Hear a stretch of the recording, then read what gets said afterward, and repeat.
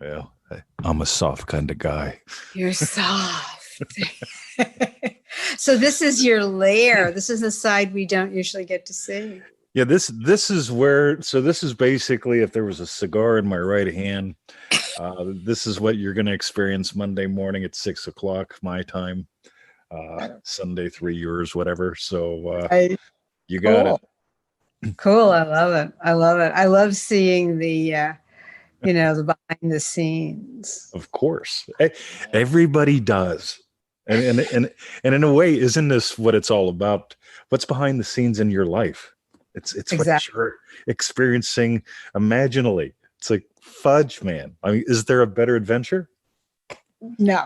absolutely not. That's the thing. It's the real, undiluted, pure stuff. That's the best.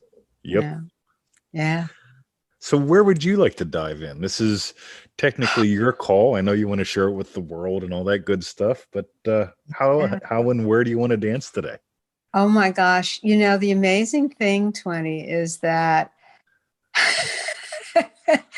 here we are in this pandemic and I'm home, not going to facilities to teach, and do a little yoga teaching out and fitness teaching online.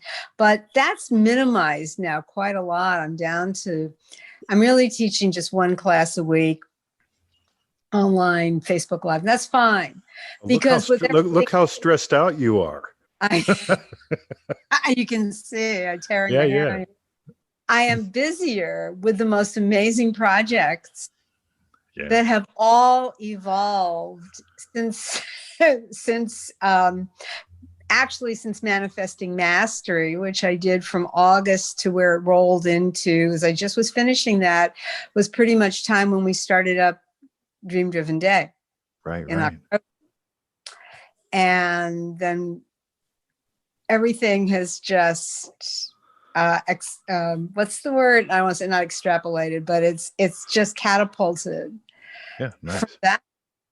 And it's been so, I mean, today alone, between, calls with the other ladies that I'm doing the Two Comma Coffee Club with, and one thing and another, it's just been amazing. Then getting a surprise call from someone in the club. Yeah, yeah, nice.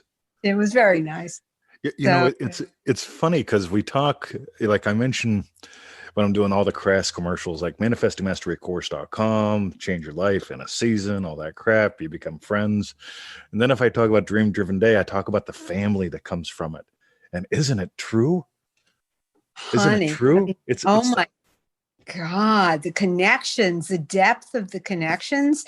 And when people call, it's not, who I've never spoken to before or had this closeness with, but they don't talk from, when you meet someone and you're kind of new with it, everything's always very polite. It's very masked. It's very guarded. It's very edited down.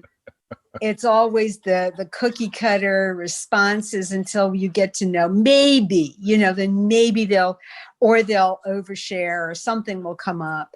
But here it's like we all can come in at this very deep level because we've all been moving through on the same in similar ways. I mean, of course, everyone's perspective will be different, but we're all kind of playing in the same Yep. zone. We're all playing and diving into the same stuff. So into this lovely candy box, we're all enjoying it. So when we're taught, we pick up exactly without having to go, hi, and be reserved. Yep. There's Isn't it nothing, cool when no, but real people explore what really matters? Suddenly, real relationships that should take years to develop happen in hours. not if that. I mean, If because, that, if that. and even given, between our calls that we have, which are not that many when they're spaced out every couple of weeks. So 4 calls on one thing or 6 calls on something else, Right. and not everybody speaks at the same time. But it's when you see, what are they sharing? And we all sort of just play. Yep. It's been so sweet because it's where you get to feel that, I have people, it's not I'm not the first person to say this actually, but that you can have people on the other side of the planet that you can feel closer to. Yes. Faster than people that I know, that I have socialized with on a at least a semi-regular basis, and you begin to find there's a lot of things that are always held back, that are always held, a little bit formalized, or suddenly there's a mood and they cut you off or something happens. And here it's the shift is just so remarkable, because it's like we've all internalized each other. Yes.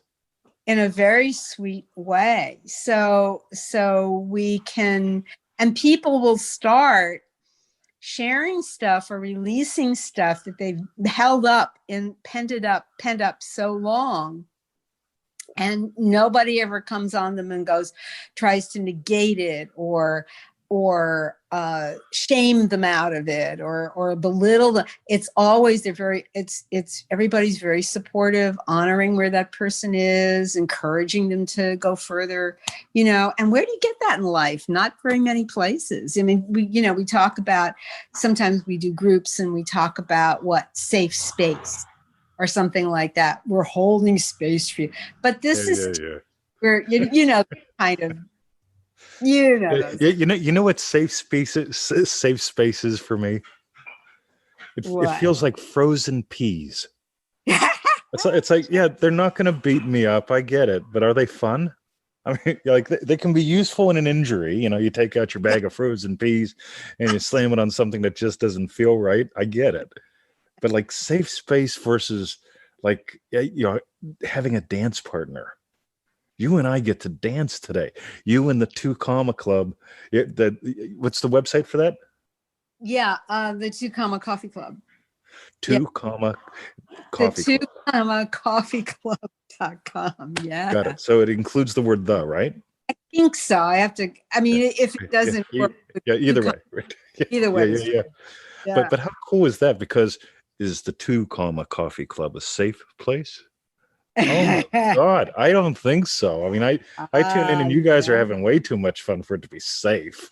Exactly. No, we just let loose. We have a great time, and it's now we're sort of planning a lot of fun stuff for throughout the week and just expanding on it. We've had, and now we're all going to present together with the Neville series and do that. And, what is, I mean, so many things that have just evolved in such a short time that are so incredibly needed. And here's something that I think is going to get bigger and bigger. I was on, what was it, Flipboard or something, and an article shows up about manifesting being the new meditation. Oh, wow. So, okay. Interesting. Yeah. So I think the more manifesting gets put in front of people, they're going to be searching for the real deal. Thank you. That's exactly what I was saying. Yep. They're going to be searching for the real deal.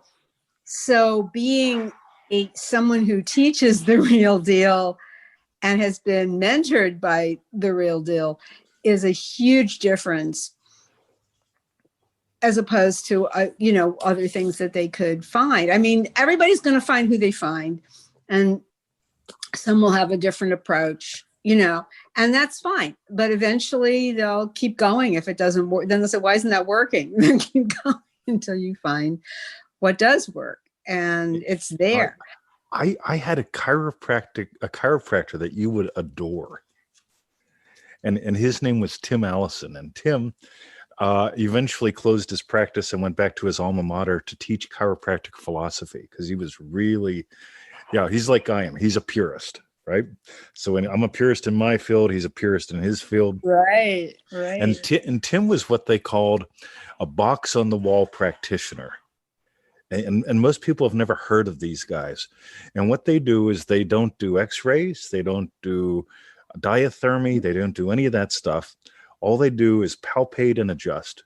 And there's a box on the wall. And the philosophy is, I want to adjust everybody in this town in and out in 5 minutes, and you put money in the box. Wow. Wow. Sweet. Right. Wow. And so when I talked to him about that, he told me, he goes, there could be a chiropractor on every corner and it wouldn't saturate the market because people would be coming in and out all day. You'd find the one that works for you. And it would just be, what he called, simple, straight chiropractic. Just, you come in, do the Deerfield leg checks, do a little palpation, pop, pop, pop. Except for me, I was always there for an hour and a half because we'll talk shop, right? So we'd be talking, chiropractic philosophy and then my stuff and how they interweave. And it was just lovely. So I was the anomaly where everybody else is in and out in 5 minutes. I'd be there for an hour and a half.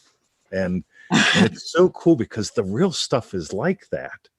Because we can have hundreds of people sharing their real experiences with the real stuff, skipping the sticky tape and so on, because it's the marvelousness of you that gives you the miraculous and the mundane and everything else in your life. And it's never sticky tape. And then the more people shouting that from the rooftops, the better. That's right. That's right. And it's wonderful to have people that are on this page. And what's wonderful is we're spread out in age, we're spread out in location, we're spread out in life experience, and yet we met so perfectly in terms of our outlook and our approach to this and we figured out, here we are, each of us now having published a book that was a #1 new release, and that are all a little bit of a different angle on this, but it's going to work together in such a wonderful way in terms of what we want to bring to the world. So it's a very exciting thing. But the thing that I just am so, oh my God, blissed, I guess you'd say, just blissed about is that my whole life I've been a writer for years and years, decades and decades, and always had, when are you going to write a book? When are you going to write a book? And it was like, oh, I could do this, and it never happened. And you get to a stage in your life where you think, oh my gosh, it's never going to happen.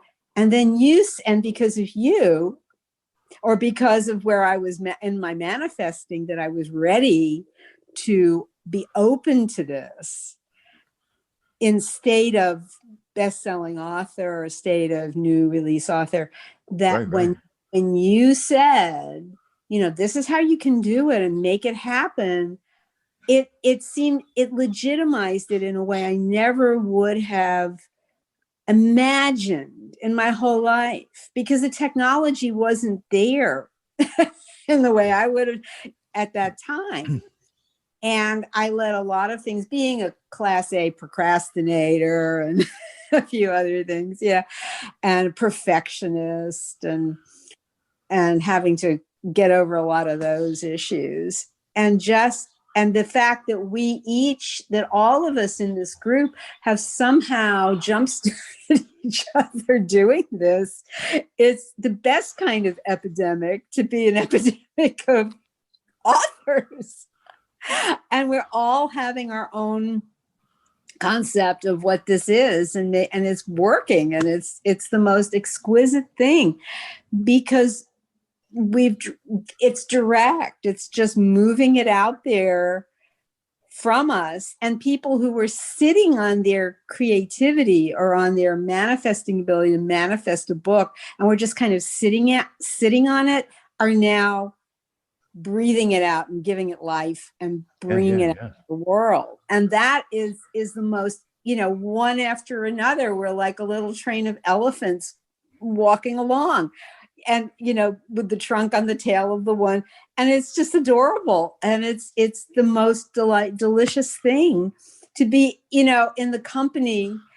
And when someone else says, oh, I just published my book, it's like, I know you, and you just published your book. How marvelous is that? The family that part of being a family keeps growing, which means that if you have something of value and you are in the state of owning that and being that, you can express that without feeling like, you're not good enough to do that. So that wall just came straight down. See, I love you say elephants and I say mice. Okay. All these lovely little mice stuff. You guys playing together, running forward with the buffalo of your wisdom. Having come out of the cave, because the cave's great. It's where you'd nurture and all that. But man, you've taken all that and just run. And it's like, wow. So tell us about your book. Yeah. Well, the book that the first book that I came out with is Banish Money Problems Now, Claim Your Power to Create Wealth. And they say, you teach or create what you most need. And for me, this was very important to live that where money issues and family arguments and dissension around money has been part of my life since I was a very small child. Yes. So, and the mismanagement of money, the handling of money, the investment of money, the problems around money. Right. So to be in my own space on that and to be able to write something that people have responded to in such a fantastic way, it's not simply to help people create what people have actually seen, how this is an overall guide for manifesting what you want, not simply from the financial or wealth or money creating aspect, but that it can be used for many things. And that's really great that it's a springboard for that. And a few people have in their write-ups on the reviews of the book have mentioned that.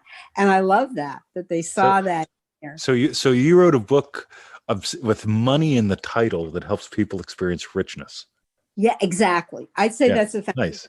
Say it that it really helps them experience the richness and the releasing of all the issues around that. That's what we're all going to be dealing with in the course when we do the Neville series, and in our own thing, we're going to be talking about a lot of that. But this was for me a fantastic way to show people that you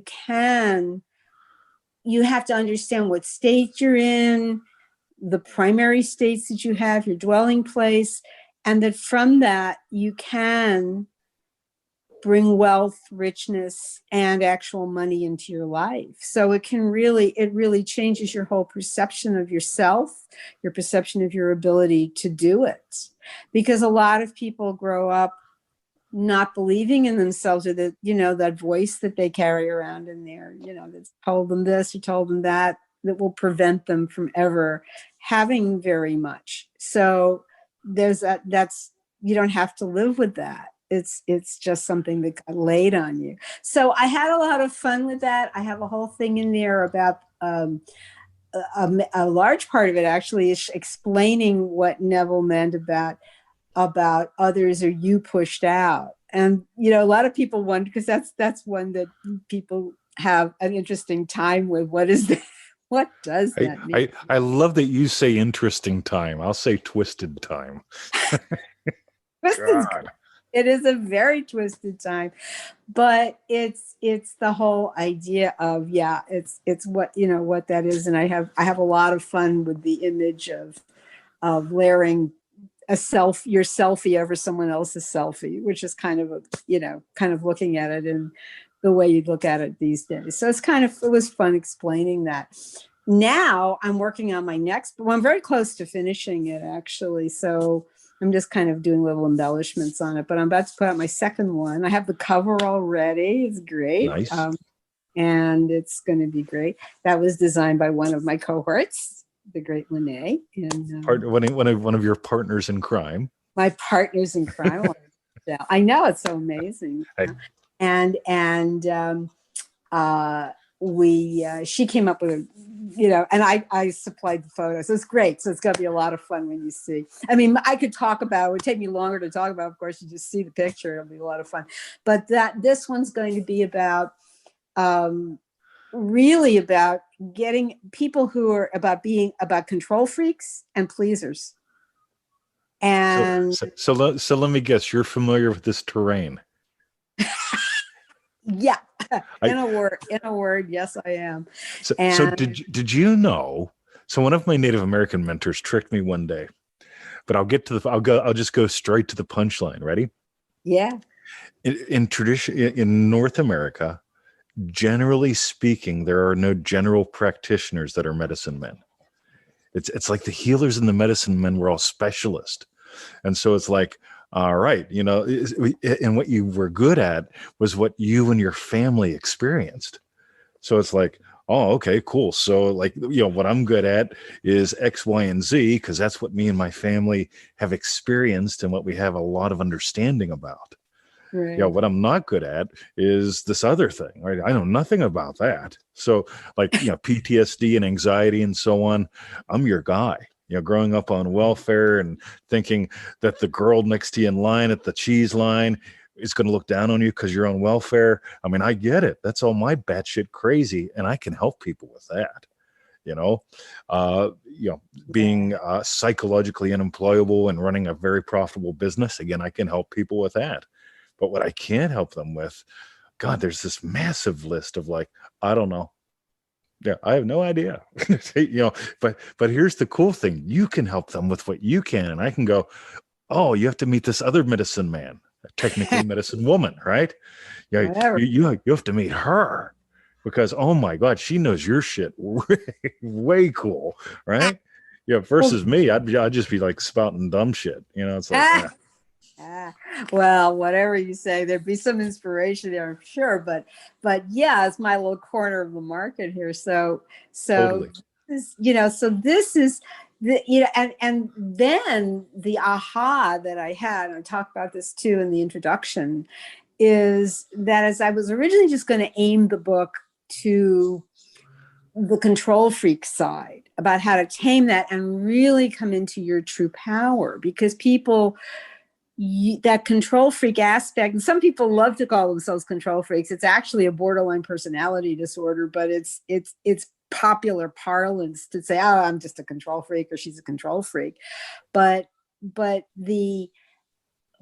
actually it was an aha as I was writing that the flip side of the control freak is the pleaser, because you get people who are very much tuned in on both, you might say, polarities, or the yin and the yang of the two. Right. There are people who are very controlling in some areas, but with certain other people, they're like, oh, they're going to, they will kill to please that person, but they will ride very heavy on other people to make that happen. So there's that control and which bleeds off into other areas.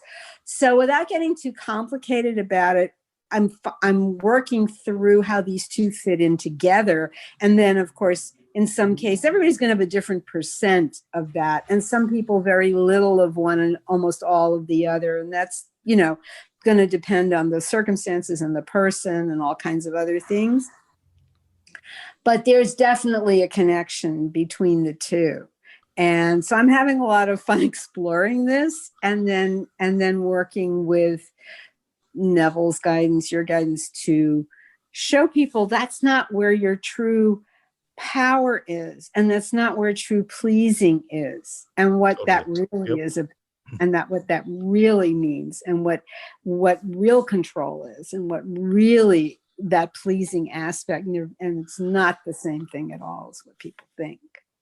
When I was a young boy, we used to have the whole Easter rabbit thing, the chocolate bunnies and so on. And I can remember my buddy, I'll call him Donnie. Donnie had a real chocolate rabbit. I had a hollow one. And talk about the letdown of the century, and it's like, and I think about that because as you share how the two are so intertwined, that's a real chocolate rabbit, a fake chocolate rabbit. There's this and there's that, and they're totally different. Well, not really.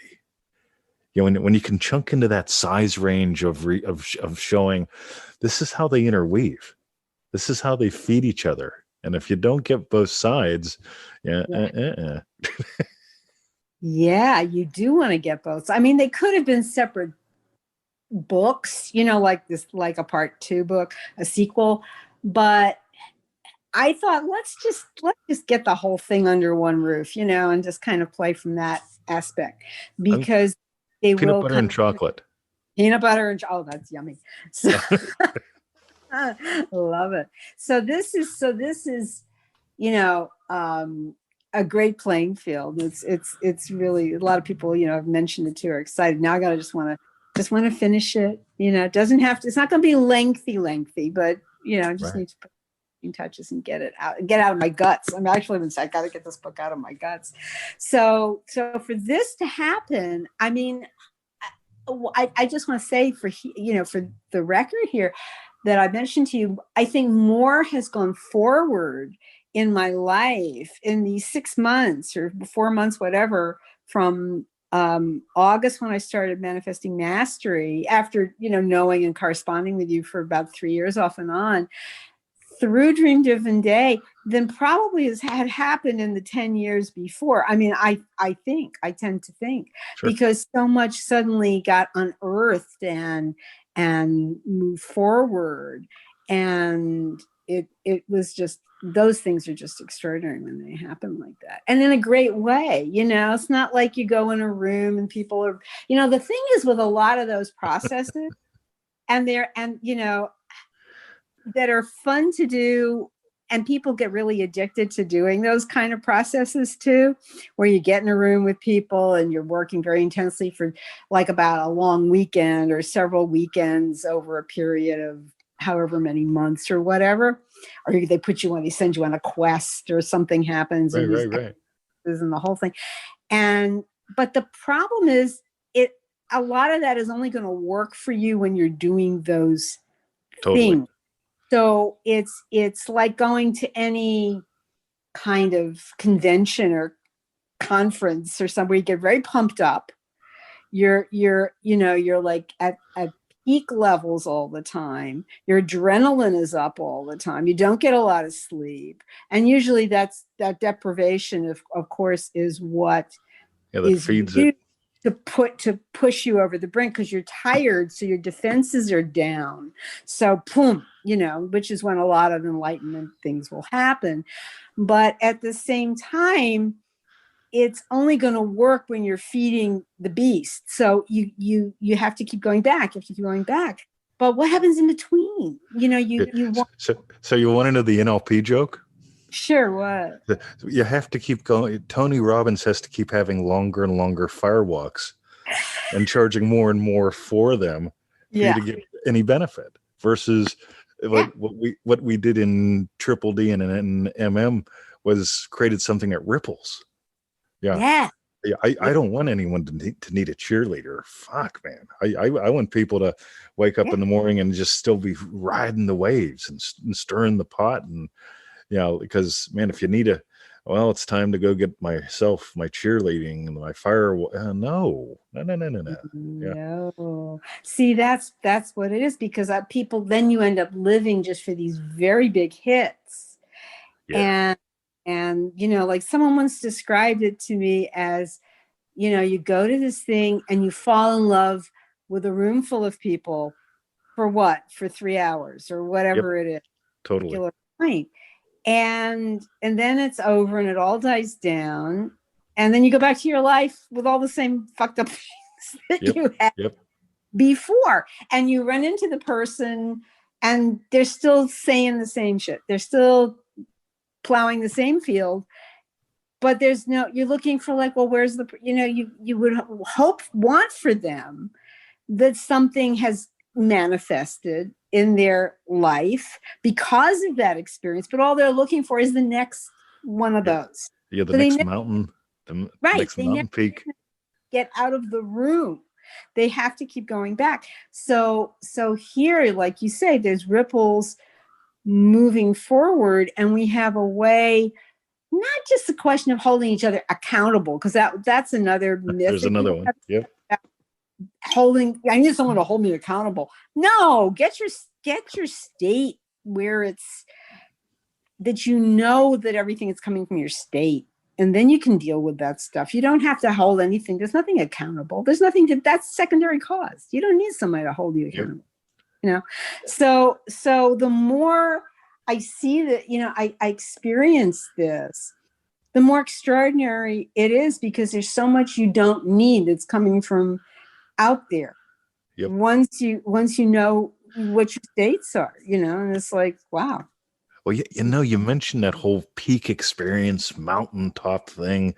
And it's funny because when I think about this, it's like, and for 10 years now, I've been writing my manifesto, my big book. And it's like, and meanwhile, like I'm still manifesting the lottery win. And it's like, oh my God, write a little book, 30, 40 pages, get it out there. Write another book, 30, 40 pages, get it out there. You change your day. If you change your day, you change your destiny. But instead of like the mountaintop of destiny, it's, oh my God, no, don't do that. Let this be about you, your day. Yeah, how many books can you write in a year? Might be 2, might be 20. We don't know. But if you're writing the book, when, like you said, the idea comes to you to put these two sides of the same coin together, that's a much richer experience than that is one chapter of 72 out of my manifesto that I'm writing for 10 years. Because after 10 years, you publish it and then you die, and there's no one to interview the author. I mean, there's no author to interview. It's like, yep, great book. Too bad they died. It's like, no, put them out. Just. That's right. But see, now in the back, it's like back in the way back, like in the 20s. And, even when Neville, I think, was first publishing, some of those are like little tracts. People would put out little tracts, as they were called. Yep. And technically, we're doing it electronically now. We're putting out our little tracts. And there's nothing. Those little tracts can be extremely influential, extremely powerful, because people love getting these little hits. I mean, romance novels now are written like that. Smut is written like that on a regular basis, and people are making smut empires because of that. And romances and any kind of book today is basically the length of a long story or even a short story. But that's great because nobody's got the attention span to do much more at that point anyway. So if they want more, they'll go on to the next one. But that's great because then it's like, I'm not on chapter 79, I'm on a new book. And that's like, feels really great. So people get to keep picking up something, and it feels it can continue the thought or be part of a series, but you have more options, So that part's really, really cool. And it keeps things kind of in motion, which is so great. So everything, it meshes in just the most delicious kind of way with, and I mean, sure, people still want to write long, Pulitzer Prize winning books, and great, because that's your aspiration. And there are people who take and want to take 6, 7, 8 years to write a novel. And some people can do that. And do that and spend your life just polishing it and making it great and go a traditional route. That is fantastic, but this is a way of reaching people, to bring them to connect with them in a very visceral kind of a way. And I think it's just fantastic, So what I delight in is when I look on the page where the Banished Money Problems book is, and it also says, frequently bought together, or customers also view, and it's all the people in the group who I know we've all put out books. Yeah. So nice. Here we are, Marceline Druckenbrod, and Lene. Wow, you can say her name. Damn. I have a practice. That's okay. I can't say Alessandra's name. Like I can get the first name right, but man, I just Rusty Filippi. I don't know. It's beautiful. Yeah. It's gorgeous when she says it. It's alphabet soup when I do. It's like and now we have Andrew Maxwell's book, and we have right. Yeah, we're waiting for Saskia's book, and so Michelle Fitzsimmons. So Michelle and Renee and I were all the Two Comma Coffee Club. So it's the. So she's in the next Triple D, right? Yes, she is. Yeah. How cool is that? I want to be in there too. So I'm coming back because you sometimes it's that that second one you come back and you get another not then you're gonna say, well, you were just talking about going back and like people go back to the rooms. This is not, those things sometimes are like retreads. This isn't a retread. This is actually going further. Totally. or forward, whichever, because in is also forward. So it's the two things working together. And sometimes that you'll make another connection with someone else and some other thing will come out of it. So that the whole experience of that is just, of having people collaboratively to work with or inspire and stimulate each other. So the little trail of mice hanging onto each other, chop through the woods or the field is so wonderful, because Lene had come out with her book, Anxious No More, that was when I found she finished, that was like it.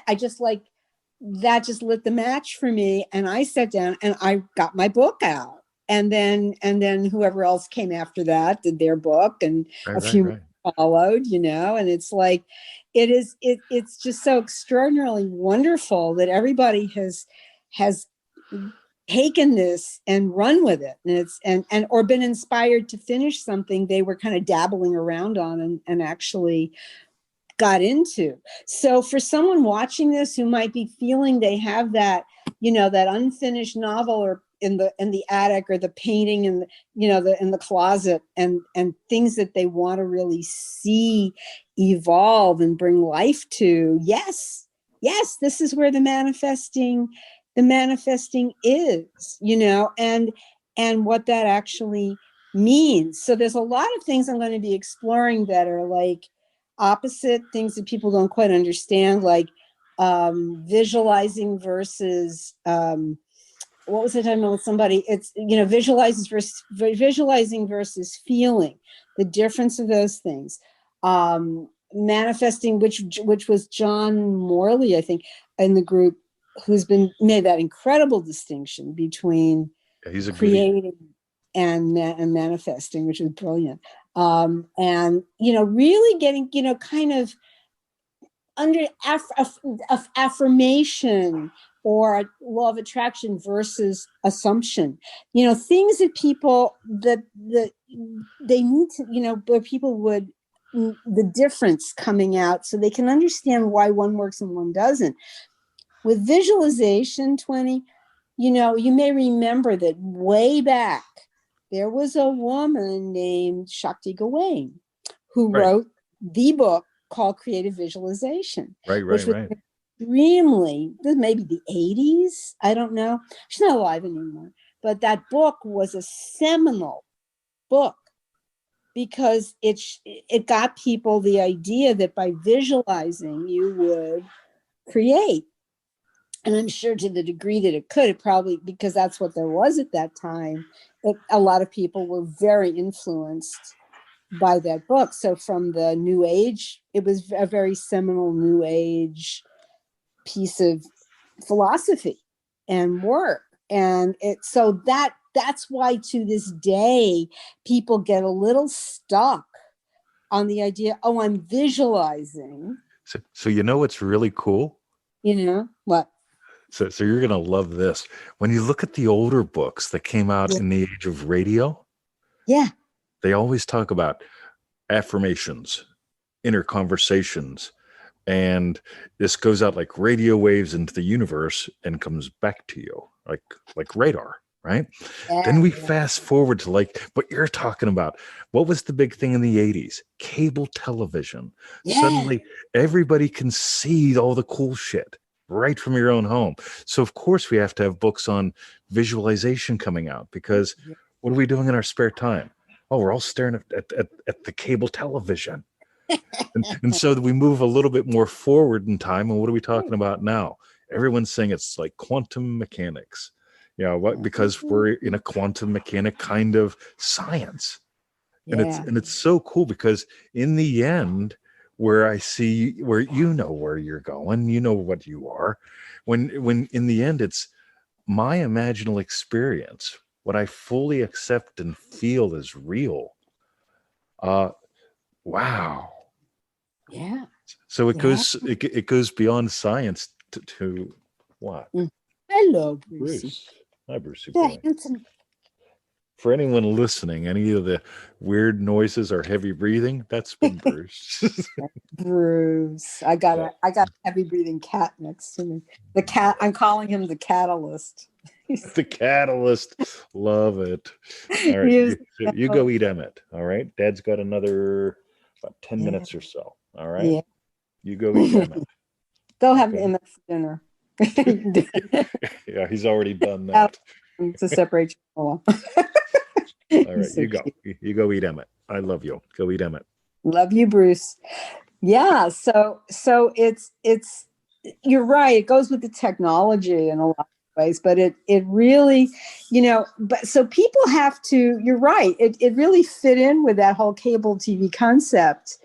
And that was right. That was really around the time where people were starting to be able to take their own ball and run with it in terms of getting on, being broadcasters and having a TV show. There were a lot of people who were able to do that very easily at that time. And now we have what we do now, Facebook Lives and YouTubes and, all these things that we can do instead, but it's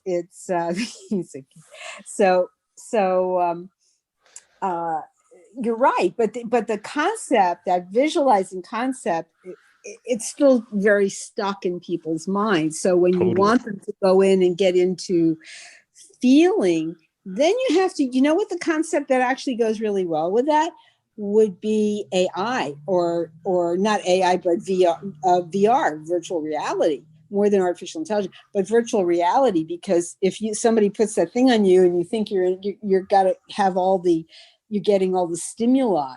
So now you have to, but you're already doing it. It's not the virtual reality, it's the reality. That's touching into the unseen reality. So the technology only, like before, it kind of echoes it. So what people you want people to see is that this is really where that stuff gets created, so that it can go so it manifests. So that, as you say, creation already has been, or as Neville taught, creation already happened. Creation is finished. Creation is finished. Creation is finished. So if creation is finished, it's only manifesting is bringing it out.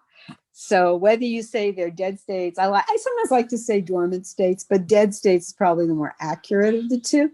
But that's what is for people to understand that, and for people to understand that even that we do manifest all the time. We do manifest all the time.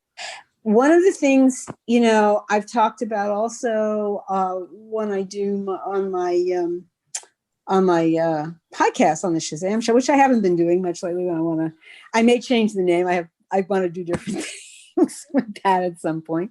But I've talked about influencers and like among, say, in the yoga space or the fitness space, so many people who are vying to be influencers, and some who already are considered, who have, tens of thousands or hundreds of thousands of followers. But truthfully, everybody's an influencer, everybody, because just like we're always manifesting, but we're not aware, we influence people all the time. Because if you tell your bestie something, you're influencing that person. Oh, let's go have coffee at this place. The coffee's fantastic over there. They used to say we're all salespeople, because in sales, that was one of the first things when in network marketing that you sort of learn. We're all sales, because if we're talking enthusiastically about something, we're selling it. We're just not as conscious that we're selling, but we're selling. You've got to try the coffee at this joint. That's you just sold. Yeah, that's all it is. You sell, or this ice cream place, or this whatever. It's all it is. So it's the same thing. It's the same thing here.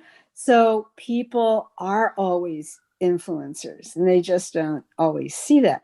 Now, explain to somebody that they're God, they don't see that either. So they're either going to see it or feel it and experience it, or they won't accept it, even if they can only be convinced by being convinced. So I had spent many years and it's a very important part of my development, studying Eastern philosophy, involvement with Hinduism. And some of the philosophy can be very wonderful, very beautiful. You know, it's still very significant to me and many of the people who I met. But it's somehow when I connected and started reading novels and then understanding it by following and listening to things that you were saying to make it understandable and digestible and relatable. And that is key, because you have to, if you're going to take those kind of concepts as any kind of a facilitator, coach, teacher, whatever, you want them to be digestible. Life is about, what do you digest, you know? And It's not about what you eat, it's about what you digest. it really is what you digest, Totally. you know? Totally. And that Totally. actually comes from Ayurveda, which is Totally. the you know, the sibling of physical and meditation yoga and philosophical yoga, but that's a major branch of that. And it's always about digesting. It's not just about all those cute spices you put on your food and oil and stuff. That's great, but it's not all there is. So the idea is, how do you digest your life? How do you digest concepts? How do you digest and metabolize it and make it? Because once you metabolize it, it goes Here's another book, isn't it? isn't it? They Yeah. just we don't gotta wait for I love when people tell me, Mr. 20, I've been imagining being inspired for 3 years now to, oh my God. It's like Yeah. Yeah. And it's how you imagine and what you imagine. So these are the things that can make the difference between, like you're saying, living this very frustrated, because, you know, it's like keep feeling, I haven't quite got it. I haven't quite got it. Why haven't I got it? Why haven't I got it? You know, it's like, and what you're doing that's so wonderful is you fill in the cracks where that make the difference between noshing it, like, you know, like noshing popcorn and having a satisfying meal. yes. Where everything feels great in your body. You don't wake up in the middle of the night with indigestion. You know, you really feel like, oh, I feel so nourished. Yes. Because you can take those ideas and then they become alive. And so that's even beyond metabolizing, and it becomes part of you, but it nourishes you. And that's where it really works, you know? That's where it's really fun. You know, it's funny. I've got a little phrase that I tell people, and it's sugar isn't infrastructure. You know, sugar ain't going to contribute to your bones. It ain't going to contribute to your tendons. It might be fuel, but sugar doesn't contribute to your infrastructure. You know, you need some protein of some kind. You need some yummy fats of some kind, good fats. And I'm not just talking quote unquote literal, even though I am. I'm talking on all levels. You know, what do people want when they read your book? When they go to the 2 Coffee Club, they want some meat, for God's sake. They don't just want meat. I mean, they want the lovely gravy that you guys put out. I mean, it's like, oh my God, the super sauce, right? You guys are super sauce all over the place with some yummy veg and some yummy proteins and like, and some sugar, a little sugar. Yeah. Well, you know, we talk a lot about the BSC, you know, the batshit crazy stuff too. You know, the things that we get that we believe that had power to help us, these secondary causes that we treated as, you know, believe this and this is what is this, you know. So that's a fun conversation that we often have, and how, you know, where these kinds of things really fit in. So it's you're right. It's the secret sauce. It's the right spice. It's the fat. It's the, you know, all the yummy stuff. But, you know, the other thing is, in relation to that, is that even while you're having these things, is when you even buy the pearl, when you're working or or manifesting and imagining and using the law and the whole thing. However, it's the thing to kind of watch is to avoid becoming rigid. And this is another area to play in, because a lot of times, and this is something, again, I speak from experience, because I would do, interesting diets and cleanses, and just a lot of stuff that was going down the pike at the time, and talk to my blood cells or whatever people were into, and other fun things. But the problem is that you can espouse a way of being or a way of eating, a way of living, but if you get rigid about it, there's discipline and then there's rigid. Rigid is another thing you give your power over to that's not genuine. But when that happens, it causes that kind of, it can break you rather than make you. So you have to really get into that. I can flow with this and let it. You got another book. It's another book. It's like, yeah, exactly. So we've got to wrap it up in just a few moments to keep it under the. If I go over like 58 minutes, the editor goes nuts. Whoa. I don't know why. It's technology. I love it, but it's also the curse. Yeah. So I want to know. Yeah. In the next 2 minutes, where do you want people to go? What do you want people to do? What's the quick little nutshell? Because I know you have endless gold to give. And so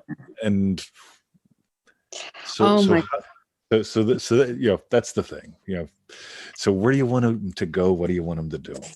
Well, I think, the thing is that I really want to keep sharing with people what a joy this can be, to really understand what it is to assume a state, to live from that state, and let that state show you through how you're thinking, what you're saying, to give you that awareness so that you can really have a whole different level of enjoyment of your life. And that when you're in that state, whichever one you're occupying at a particular time, it gives you a lightness. It gives you a feeling of ease and happiness. And I know these are like very, ease, buzzy kind of words, but you can where you understand and feel how different you feel when you are living and manifesting from your state, and then receiving, being ready to receive. What Neville talked about, that's what praying is receiving what you are manifesting. So I think those are the things I really want people to see, how different this is from the traditional ways that we grow up believing and thinking and living from, that life is supposed to be struggle and hard, or that it's easy in some ways, harder in others, and and the things that we give our power away to. So I think the main thing is for people, the takeaway is to experience it for yourself and see how easy it is and how incredible you feel in not just mentally, but of course, when you feel great mentally, your whole body feels fantastic. Your emotions are different. Everything shifts on so many different levels, because as we say, it's about you. It's not about what's outside of you. It's always comes back to being about you. And when you can do that and receive that and understand that it is about you, and not in a bad way, in a fantastic way, that you literally own the world. And it's a fantastic feeling in a really great way. I want to thank you so much for taking the time out of your day-to-day to share. And where's the number one place for them to find you at? Well, right now, one of the places to find me at, because I'm still working on the website, is you can find me always on Facebook, Valerie Carruthers. You can find me on Instagram. I think I'm there as right now as Valerie_GFI, which is group fitness instructor. But I'll be there in some form. I have 1 Minute Manifesting. They can find that on YouTube. Right now they can find everything Valerie Carruthers. It'll probably shift over to more of my website names as I keep getting my technology straightened out. And they can find me at the 2 Comma Coffee Club. So that's also on Facebook and now on Instagram. So there's a few places now where people can find me, and they can find me on Anchor on the Shazam show. So that's another place they can find me. Thank you. You're welcome. You, Thank you have the most lovely day. And I'm going to turn the recorder off in just a moment because we're just at the thing. So stop recording.